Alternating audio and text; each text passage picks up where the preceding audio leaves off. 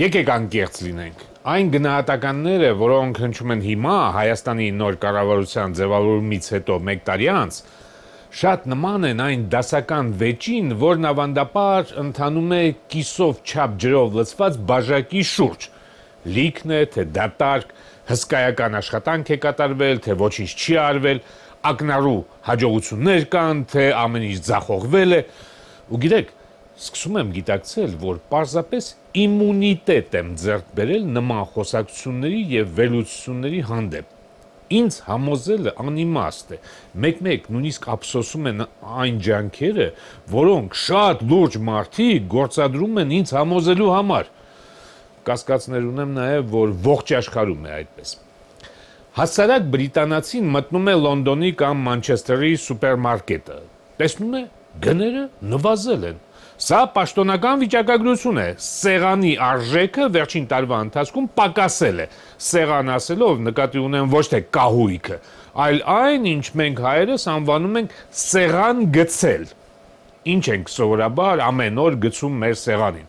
Հաց, կարագ, պանիր, խաշած ձու եւ կարտոֆիլ, միգուցե նույնիսկ երշիկ ու մի հատ էլ աղանդերային կարմիր գինի։ Լավ, ասում եք չկա այդ գինին, թող դրա փոխարեն լինի թեյն ու շաքարը։ Այդ ամենը 1 տարվա ընթացքում Անգլիայում էժանացել է 2.5%-ով։ Միայն դա չէ, նաև կանացի հագուստը, արթուկը, թեյնիկը եւ այլն։ Իսկ աշխատավարձը աճել է, շատ չի աճել, ընդամենը 2%-ով։ Բայց բրիտանացուն այլևս պետք չի համոզել։ Նա պարզապես տեսնում է գները մի փոքր նվազել են, եկամուտները մի փոքր ավելացել, ուրեմն կյանքը մի փոքր ավելի թեթև է դարձել։ Սա կառավարության գործունեության արդյունքն է, առաջին հայացքից ոչ։ Մասնագետներն ասում են, սա այսպես կոչված սուպերմարկետների ցանցերի պատերազմի արդյունք է, այսինքն սուպերմարկետների մի ցանցը գնորդներ գրավելու համար իջեցնում է գները, բոլորը վազում են այնտեղ։ Մյուս ցանցը ստիպված է լինում նույնպես իջեցնել գները, որպեսզի հետ բերի հաճախորդներին։ Արդյունքում հասարակ բրիտանացին շահում է։ Մեզ մոտ էլ կան նման պատերազմներ, բայց հակառակ ուղղությամբ։ Սուպերմարկետներից մեկը մի փոքր թանկացնում է, մյուսը մտածում է, բա ինչու ես էլ չթանկացնեմ։ Սրա ամենավառ դրսևորումը տեսնում ենք ամանորի նախօրեին։ Բանանը սովորաբար մոտ 900 դրամ է, փոխանակ իջեցնեն, դարձնում են 1000 դրամ։ Ես իհարկե կուզեի օգտվել առիթից, գնալ դրսից ավելի էժան գնով բանան բերել ու բոլորն ինձ մոտից 800-ով կգնեին, բայց չեմ կարող, որովհետև մենաշնորհ է, պատ է, որը ես ի վիճակի չեմ քանդել։ Դա կարող են անել միայն իշխանությունները, կառավարությունը, բայց չեն անում։ Բոլորս լավ հասկանում ենք, թե ինչու չեն անում։ Իրենք պետական պաշտոնյաները ներգրավված են այդ բիզնեսի մեջ։ Այ սա է կառավարության դերը։ Ու փոխանակ սրա մասին խոսենք, մենք թվերն ենք քննարկում։ Կներեք, տնտեսական աճի այդ թվերը Պողոս Պետրոսյանի կամ Պետրոս Պողոսյանի կառավարությունից այնքան էլ կախված չեն։ Ահավասիկ, հենց օրերս Արժույթի միջազգային հիմնադրամը հրապարակել է աշխարհի տնտեսության մասին իր զեկույցը։ Միանգամից ասեմ, հեռանկարային առումով Հայաստանի համար մեղմ ասած ոչ մի մխիթարական բան չկա։ Այդ միջազգային կազմակերպությունը կանխատեսում է, որ այս տարի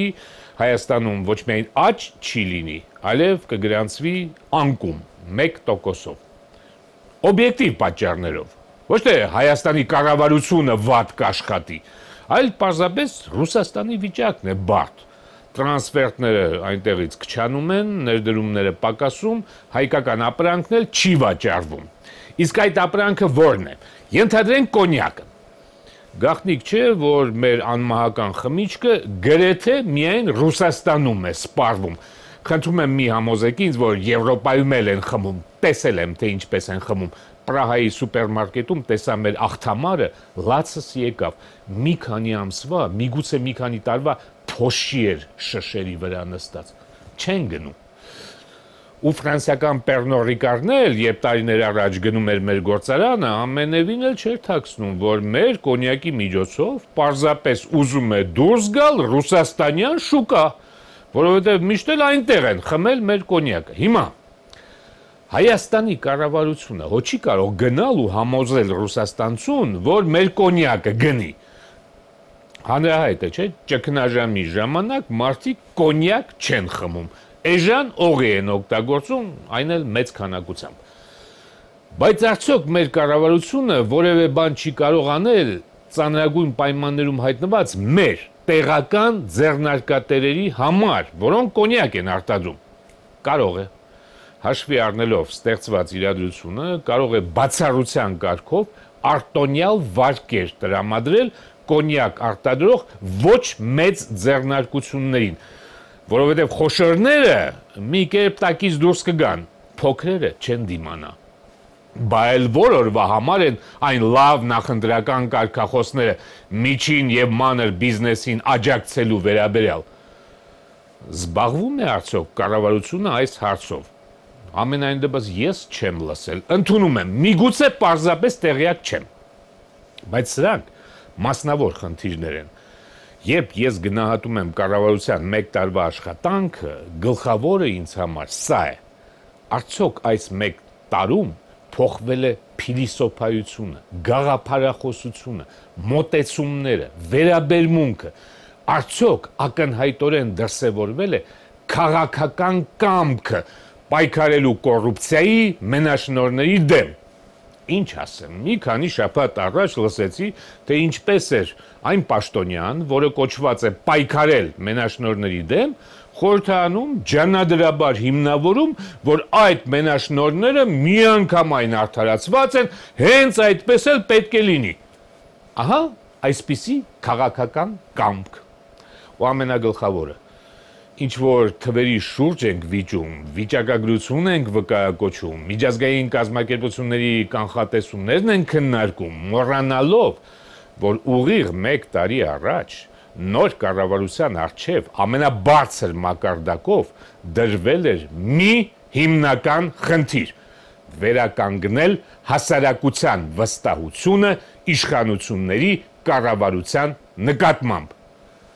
Կարողացավ արդյոք այս մեկ տարվա ընթացքում նոր կառավարությունը գոնե մի փոքր առաջ շարժվել այդ ուղղությամբ։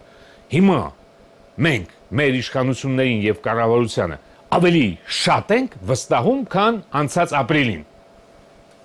Այստեղ թույլ տվեք հետևել Պիղատոսի օրինակին, պարզապես լվանալ ձեռքերս եւ ավարտել հաղորդումս առանց որևէ մեկնաբանության, եթե իհարկե դեմ չեք։